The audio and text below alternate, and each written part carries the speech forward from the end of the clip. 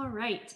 Welcome, everybody. Today we're having a coffee chat with a few of my good friends at DARCA. So we have Don Jewell, Karen Rademacher, and Michaela Fenton with us. And we're just going to kind of go through all kinds of things DARCA, talking about our past and our future and kind of how we got to where we are today. So I will hand it over to Don to kind of tell you who she is. Thank you, Amber. My name is Don Jewell, and I'm the current DARCA president. So I want to thank everyone for voting me in.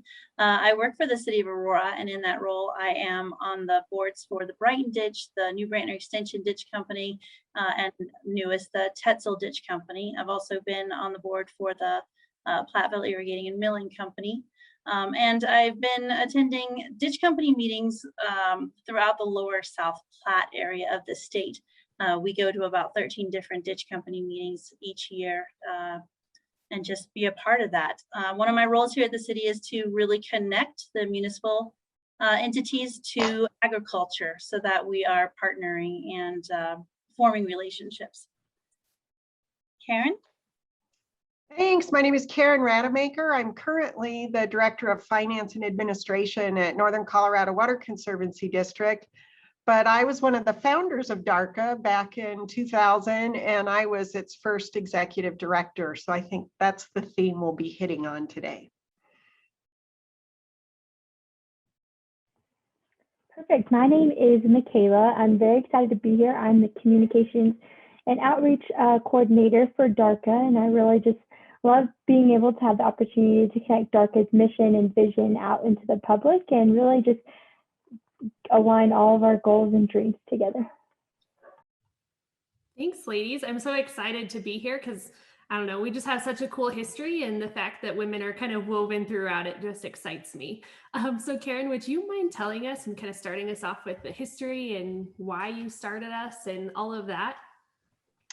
Yeah, and it's been over 20 years now. I can't believe it, but I was involved in consulting engineering early in my career out of college. So in the 80s and 90s, I worked for a couple different consulting firms. I also worked for Central Colorado Water Conservancy District. And all throughout that part of my career, I had lots of interaction with ditch companies. They were my clients in many cases. And in working with them, I got to see how each ditch company solves its unique problems in a unique way. But I did not see a lot of cross-pollination between ditch companies. And I felt like they had so much to learn from each other, and it was a lost opportunity. Well, I stepped away from full-time work and raised a family. I raised 4 kids, and 4 kids in full-time employment doesn't work. So I was a stay-at-home mom. And I did some little part-time consulting gigs during that period, but I was worried about losing relevance in my time away from the workplace. And I would want to come back into the water field, but people were going to forget me. And at the same time, I had in the back of my mind this idea that, boy, these ditch companies really need an organization where they can cross-pollinate and share ideas and get educated. And I happened to be on the phone with Jeff Kahn. He's an attorney in Longmont. And I just mentioned to him, Jeff, he represents a lot of ditch companies. And wouldn't it be great if there was an organization that ditch companies could belong to? And he was like, oh, Karen, if you start it, I will help file all the incorporation papers and I'll do all the legal work to get you, but do it. And so that was a little bit inspiring. And then one of the projects I was working on at the time involved some folks from CSU, and it was Dr. John Wilkins Wells. And he was not an engineer. He was in some economics part of CSU. And he was talking about ditch companies in the way that resonated with me. It wasn't about flow rates and efficiency of the canal prism. It was about organizing yourself and protecting the value of your asset. And those were the things that I felt like ditch companies needed to know about. So he was willing to help. So I would say it was the three of us that were the brains behind it. I think I was most of the elbow grease. But anyway, we kind of publicized what we were up to. I remember having a booth at a Colorado Water Congress. I organized a meeting for us all to get together and kind of officially organize, and that was in 2001. I remember our first organizational meeting was in a blizzard. We met in Silverthorne, and it was really hard to get there, and only a fourth of us showed up because of the weather. But anyway, I just thought there'd be strength in numbers for ditch companies to get together and learn from each other. And on the theme, Amber, of women, as I was putting my notes together, I realized that DARCA wouldn't have happened if I had not been a stay-at-home mom for that particular period in my life, because that's what gave me the bandwidth to do this. So I think that's an interesting fact. So anyway, we got organized. I know that Greeley and Loveland Irrigation Company was our first member. So I'll always remember Ron Brinkman signing up and being thankful that finally somebody has done this. So yeah, I made some notes here about what I feel like the purpose of DARCA is, and it's preparing ditch companies for different kinds of shareholders. And as our landscape changes, and Dawn, you probably know all about this, that board members are not just irrigators and farmers anymore. They're also representatives from municipal shareholders. So the board changes, the landscape that their ditch company serves is changing. It's turning from irrigated farmlands to retail and residential development. But even if they're still farming, their easement is changing, and there's roads and development encroaching and trying to cross their easement. So those are the issues that I feel like DARCA was formed to address. And I'm sure DARCA's mission is much bigger than that now. But those were the issues that were front of mind for us when we were starting DARCA. So that's the short version, Amber. Thank you. That's fantastic. I think there's a lot of our members who don't really know the history of DARCA and why we were formed. They just, along the way, thought it was something cool to join, and they found value in it, I hope. So that was very helpful. Thank you. Absolutely, that was really great. And on that note, for both Dawn and Karen, both of you, with that purpose or vision, it'd be really interesting to hear if either one of you meet someone who isn't familiar with DARCA, what would you tell them about DARCA? I'll go first. It's a one-stop shop. It's a place to come together with people who face all the same problems that you face all the same issues and concerns, and whether it's legislation, whether it's encroachment, whether it's moving your right of way, whether it's making sure you have the right bylaws or get your ditch company set up correctly as a nonprofit, or however you want to be set up. It's a one-stop shop for all those questions that our ditch and reservoir companies have. And it's true that even today, we have a lot of ditch companies that work in isolation. They don't partner up. They don't chat with the ditch that literally parallels them and faces all the exact same problems. They try to go it on their own. So this is a way to not have to do it on your own and to collaborate with other people facing the exact same problems that you have. I can't top that. That's fantastic. I think one of my favorite parts when I tell somebody about DARCA is that it's just a family atmosphere. You know, you go to a DARCA conference or a DARCA meeting, and it's unlike any other meeting you'll ever go to, just because there's just this instant connection that people are just drawn to, and we're just a really fun group of people. So hopefully that gets them in the door. You know, another thing I think is interesting about DARCA is the idea of a mutual ditch company goes back to the 1800s. So I always think that's cool. It's a very unique type of corporate structure. You're not really a nonprofit. You're not a corporation. And Colorado statutes have just this special thing called a mutual ditch company. And I think that's what makes it fun too. I love pointing out to kids that these ditch systems are older than the state of Colorado. Yeah. That just blows kids' minds sometimes.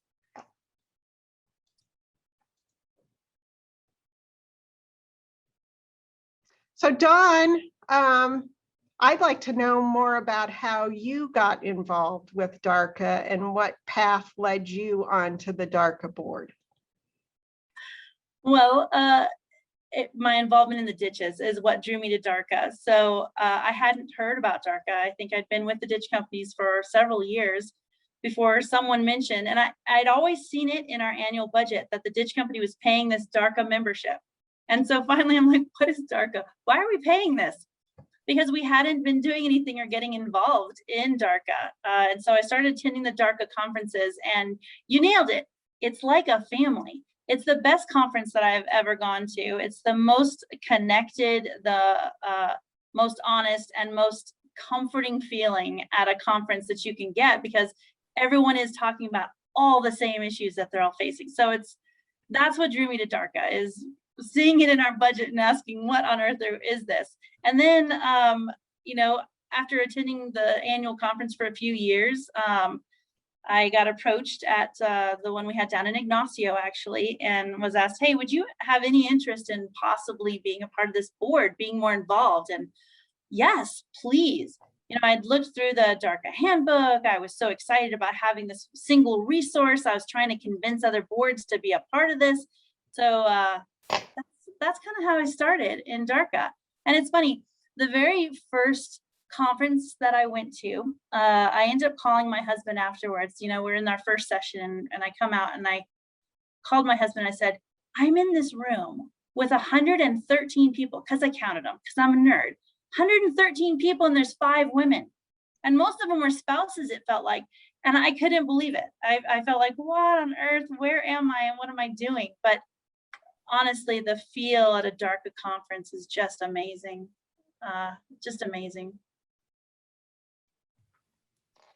That's awesome. You know, I haven't been involved in water as long as you ladies have, but I remember when I first got into water, I was like, man, where are all the ladies? Where are all the younger people? Where are the people of color? Like, it's a bunch of old white guys in this room. And even the past few years that I've been involved in it, it's grown and morphed into something completely different, which has been really fun to witness. But for you two ladies, and even Michaela too, what is it like to not only be a woman in water, but to be a leader of a nonprofit of water? What is that like for you guys? I will kick it off by saying it's very different now than it was 20, 30 years ago. And Dawn, I remember everything I went to back in the 80s and 90s was 100 men and 5 women. You know, CWC used to be like that. And it just, you felt very, you were very aware that you were different from everyone else in the room. I will say, for the most part, the men have been welcoming. So all of us have had a few instances that are regrettable, but for the most part, I feel like the Colorado water community is really wonderful. And I do notice now when I go to Colorado Water Congress, there's a lot more balance in the room. Still a ways to go, but and I have enjoyed my career in water, and I enjoy the water community in Colorado. But yeah, it's I always thought it was fun. Well, this is a story. Back in the 80s and 90s, when I go to Colorado Water Congress and they go on break, it's always like, woohoo, I'm a girl, because there's no one in the bathroom.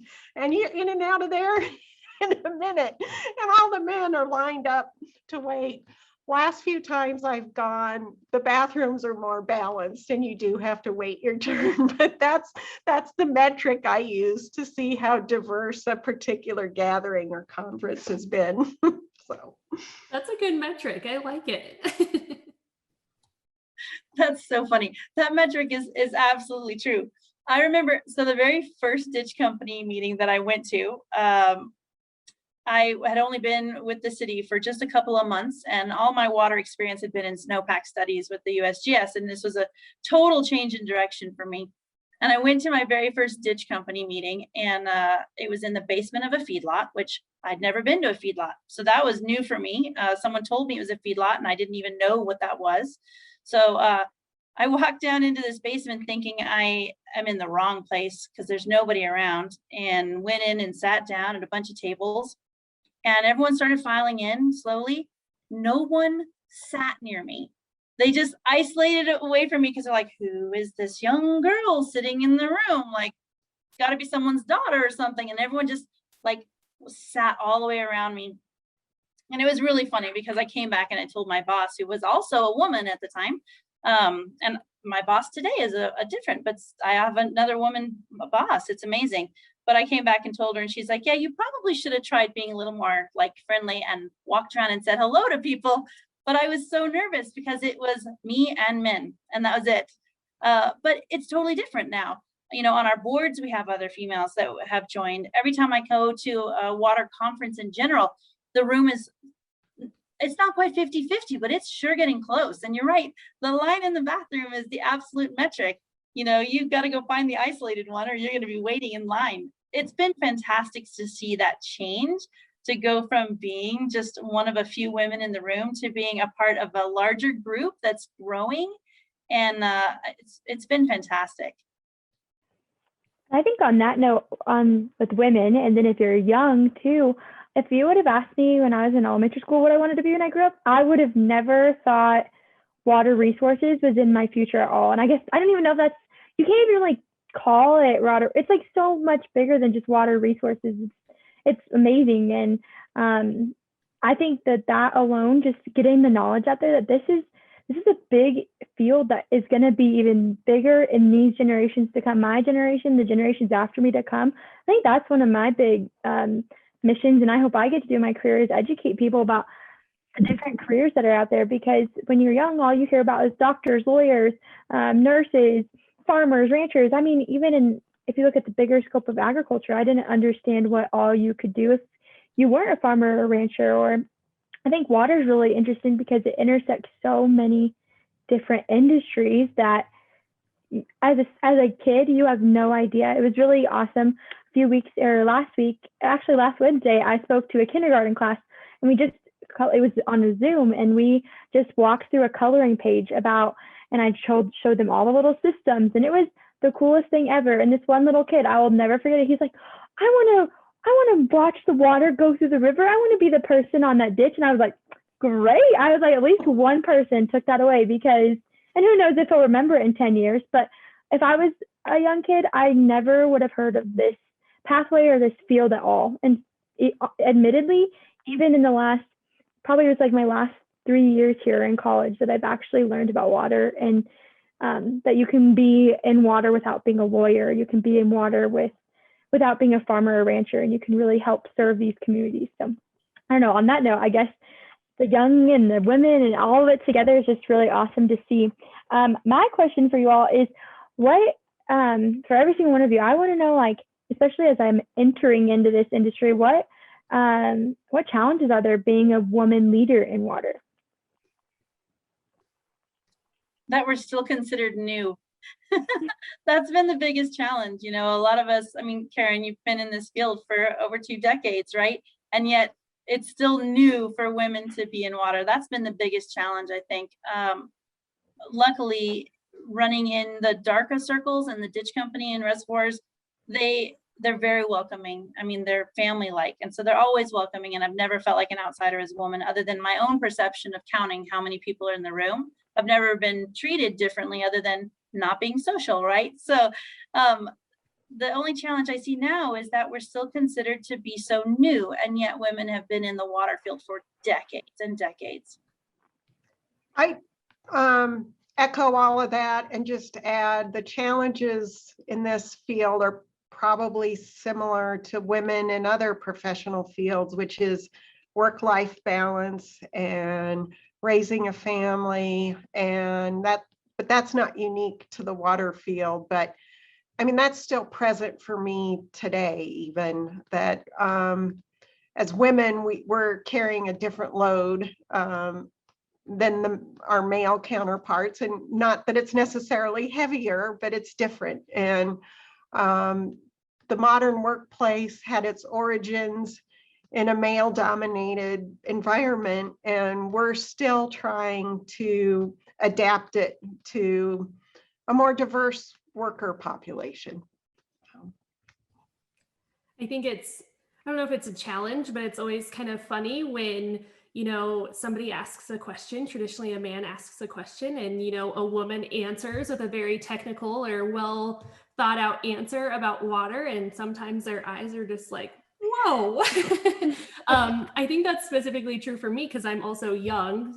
People think that I'm still in high school sometimes. So when, this young woman knows an answer about return flows or legislation or something, it's kind of funny to watch their eyes just kind of widen a little bit. So I don't know if it's a challenge. Sometimes, you do have this perception that they don't take you as seriously. Whether that's a perception or reality is sometimes unknown, but that's a challenge sometimes. But you can also play with it a little bit too, because they don't see it coming. Yeah, I over the years, there's been many times when I've been in a situation where I'm thinking to myself, and this was especially true back in my consulting engineering days when we're negotiating with objectors on a court case and having a sense in the room that I'm being underestimated right now. And I would see that as an advantage, that the rest of the room thinks I don't know what's going on, or thinks I'm a beginner, or thinks I don't know. And I would just get a little bit self-satisfied that, won't they be surprised? So I don't experience that so much anymore, but I remember feeling that a lot early in my career. I felt that a lot in my early career too, and it doesn't happen as much anymore. I think there's almost a requirement for women to earn the respect, which is a little different, I think.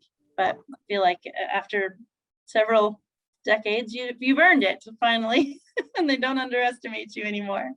That's true. I'd like to know what we consider to be some of the successes of DARCA. Karen, with as long as you've been involved with DARCA, what do you see as some of the successes? Well, the biggest success is that you're still here. And I remember that I feeling like the whole thing was on shaky ground at various points. Back in 2000, email wasn't quite a thing yet. Internet websites weren't really a thing yet. So it's so much, well, I don't want to say it's easier, but you have more tools now to develop community and keep people connected. But I remember finances being shaky and membership not coming along as we would have wished. And so I'm just delighted that DARCA is still a going thing. And that's a huge success from me as one of your founders. So I'll rest on those laurels right there. Michaela, I'd love to have you talk a little bit about our social media success. Yeah, I was just about to say that when you both were talking about how people underestimate you a little bit. I think I felt like almost like the same, but then at the same time opposite, because I would by no means classify myself as a social media person or communications really. I've always been a very outgoing person. I love to connect with people. And in this world we live in, it is online. And I guess in my generation, that's a lot that we know. And it's interesting that I don't go to school for communications. It's like the school of hard knocks. I've just learned it by growing up around it and doing a few additional research, some research additionally to figure out how to do it professionally. I can't believe how much that's a gem around this community. Like if I were to tell anybody about this job or anything that I'm doing, they're like, oh my gosh, you must be like a social media person. And I'm like, actually, no, I'm a soil and crop sciences major. Like this is definitely like the last thing I ever pictured myself doing. But I would say the success around that is we're connecting because DARCA was traditionally like older generations or people that a lot of the DARCA membership, I'd say, are people that are doing it because they love it and because maybe they have a lighter workload now and they're in their later part of their career. And so connecting with people that maybe aren't even in the water world at all, B, that are maybe doing really other cool things surrounding water. I think that's just been the coolest part about social media and the success we've had with that. I think really Amber did awesome at keeping together the website and getting that started and going and connecting our mission and vision across all 3 platforms is crazy. And we're only a year into this new communications platform, and we're still, I think Amber and I have every month or every 2 weeks, we have conversations of, okay, where are we at? How can we keep doing better? It's on our forefront of our minds because we're trying to deliver messaging every week. Every other day is our hope, sometimes maybe 2 times a week, where we're just really trying to be thoughtful and intentional. And I think it's paying off. And I think I'm really excited to see what our next conference will look like now that we have these platforms. Like I'm interested to see the diversity that we will get just from bringing in, students that are around me or the different connections we've made on social media that maybe we wouldn't have made before. I think it'll be really interesting to see how it paid off or what it's really doing for us. So, and it's neat to be able to have, I think DARCA was traditionally also known as just having that conference and that annual meeting for everyone to get together. And then if you were really involved, maybe you met a few other times, but for some people, like Dawn, you were saying earlier, like DARCA was just a line item on the budget. And so I think trying to really develop that mission and vision to make it a year-long thing. And then you can have a little piece of that family with you all year long. Or if maybe you're struggling with something in your work and you're like, I really need some advice on this, you have an entire network right beside you that is easily accessible. And so I think that's really exciting, and I'm excited to see what we do with it as we still connect all of these pieces together and really keep moving forward. Like I said, we're not even 1 yet on social media. We're about I think like a month away from having our first year on social media, so it's really cool. I think one of the successes too, excuse me, is that we actually can not just be a staff of 1. We have Michaela to help us. When I came on, there was no staff. It was just the board running it and hoping for the best and hoping they could make enough money to get by to the next year. So the fact that, I'm here and Michaela's here and we're growing in the midst of a pandemic. I was thinking this morning that, a little over half my time as executive director has been in a pandemic. And it's crazy to think about because it doesn't really feel like that because we've been so connected and we've been able to still be successful in that way. So I think it's success that, we get to have other people join us and not just be the board hoping that. So, Amber and Dawn, what's your vision for next steps for DARCA? Where are you headed and what's on tap, especially post-pandemic? Where are we gonna see DARCA next? So I guess I can start us off and then Dawn, you can let me know what I forgot. We have a conference scheduled, officially booked and everything for Colorado Springs in late February of 2022. So that's our next big in-person meeting. So we're hoping that we can all gather safely there. In the interim between now and then, we are updating our handbook. A lot of our members really love that handbook, but it's a little dated. So we're hoping to add more information to it and make sure it's just as up to date as we can get it. We are hoping for some regional tours so that we can still get together with members, just a little bit smaller scale and see what our members and sponsors are doing. One of the things I'm really excited about is I'm going to travel to different parts of the state and meet one-on-one with Titch companies and members and sponsors so that I get a taste of their world and see what I can help them with or see what I can learn from them. So that will be a lot of fun. Let's see what else. we've just got so many things going that it's all exciting. But yeah, that's kind of the biggest things right now. Dawn, what did I miss? You missed how involved we are in legislation now. That's We've always had that nexus with the Colorado Water Congress, but thanks to Amber, we're taking a more active role. It's not just one person going to the meetings, it's now the board looking at the different pieces of legislation, making decisions on them, deciding whether we're going to support or monitor, or just let it be and stay away from it. So that role has been amazing. I think I see that role growing each year as well, getting us more and more tied in and handheld with CWC. But also it's the little things like the technology advances, the fact that Michaela's got us on social media, which if you had told me that some of my 70 and 80-year-old board members would be on social media looking at DARCA, I would have laughed, but it happens. They think it's pretty cool. Now they don't check it that often, not like my children do, but it's been amazing to see that movement forward, and it's not ending. Our website's getting even more interactive with the legislative updates, for example, and the updates that Michaela's putting on there, just new information, new facts all the time. It's not a stagnant website anymore.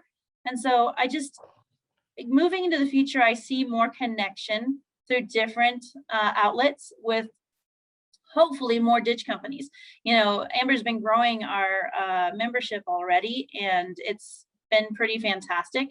I can't wait until our conference next year, because those conferences really are one of my favorite things. And our last conference happened the week before we shut down, the absolute shutdown. And it was remarkable. And I think that sustained a lot of people through the isolation a lot better, that they had this get together that happened right before. And it was fantastic. It was so educational and so connecting. So I think DARCA's got so many ways of continuing to just keep climbing the ladder.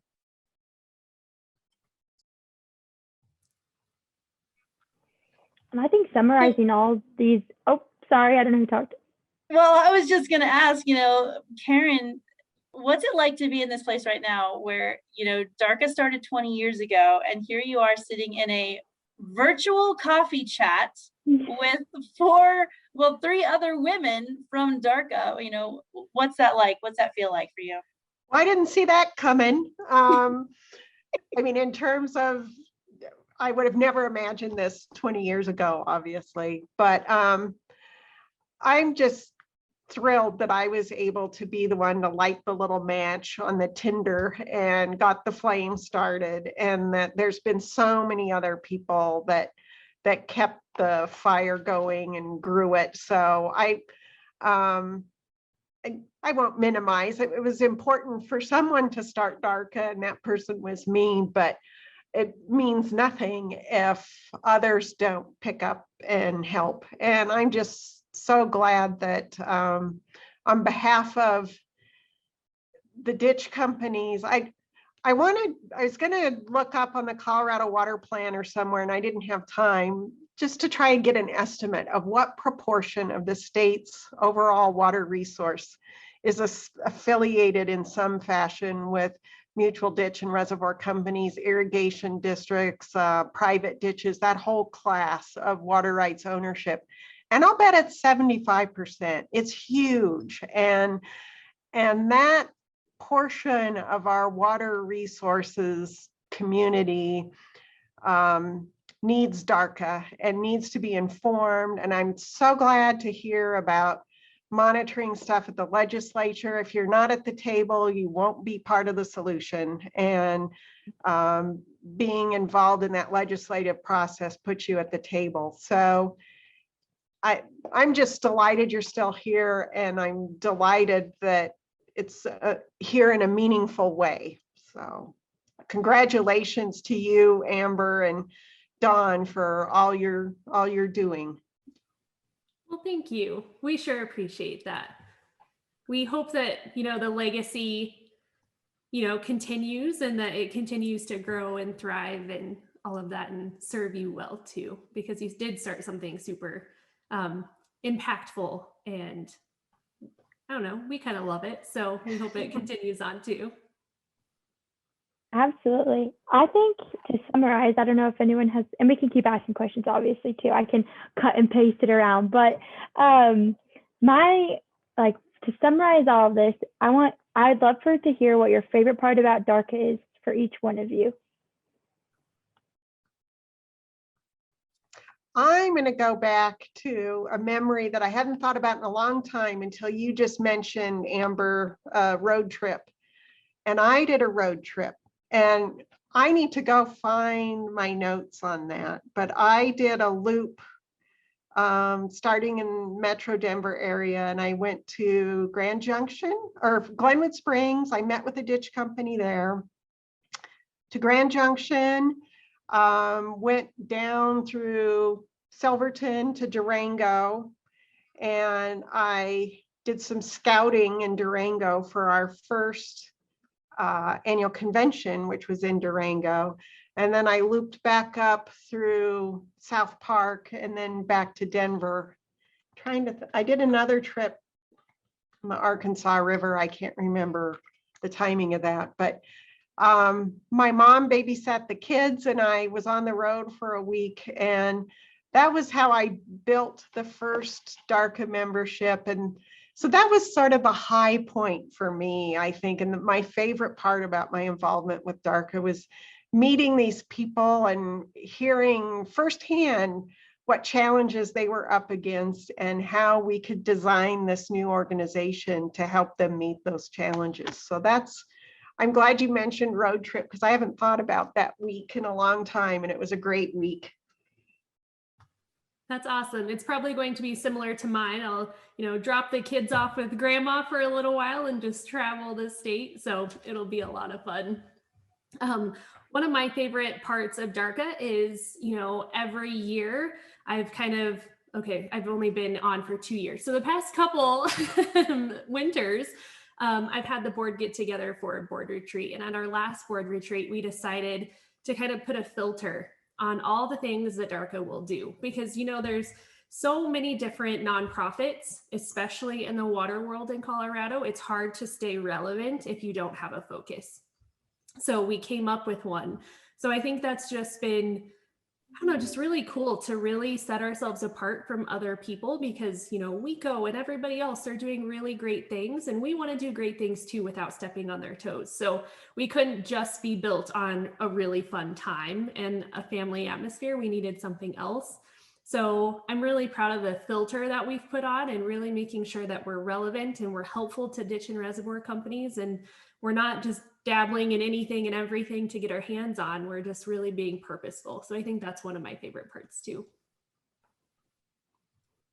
So you kind of stole part of mine, but I was going to say, we have an amazing board. I realize that as we sit in this room, there's so many more people involved in this. We have our voting board members, we have our ex officio non-voting members. We have people who care and want to be involved, and they put forth the time and the effort to look over our policies, to help us go through these handbooks, to help us make decisions, to look through the legislation. And there's a lot of work that happens behind the scenes that doesn't always get recognized. I think that's one of the greatest things of DARCA right now is we have a pretty engaged board, and a movement forward. We did our recent retreat. We did it virtually. Which I would have guessed would have never worked out to do a retreat. How do you connect with people virtually? And yet I felt more connected to the board at that retreat than at any of our in-person meetings to date. It was fantastic. We shared, we connected, and it brought us together as a unit, a team, instead of just being a bunch of folks in water from across the state of Colorado. And I think that has to be one of my favorite things at DARCA is it does feel a lot more connected and unified in terms of just coming up with ideas and moving forward together. It's been great. One thing too, I want to add, you said unified, and it reminded me that, we have municipal members, agriculture members, recreation, environment. We have all of these players sitting at a table, and sometimes you would think, man, those meetings must just get contentious, but they don't, because we all have one goal. And that's just so neat to me that, all of these industries come together and we're all friends. We're all friends in water. So I think that's pretty neat too. You make a good point, Amber. I remember early on in DARCA, I felt like we were being pigeonholed as an irrigation-based organization. And although I'm sure the majority of the water that DARCA members are touching is probably used for irrigation, but it's not about irrigation. It's about how you own water, how you own water-related assets, how you manage them, take care of them, pass them on to the next generation. So it's a whole lot bigger than just this pigeonhole of one particular end use of the water. Absolutely.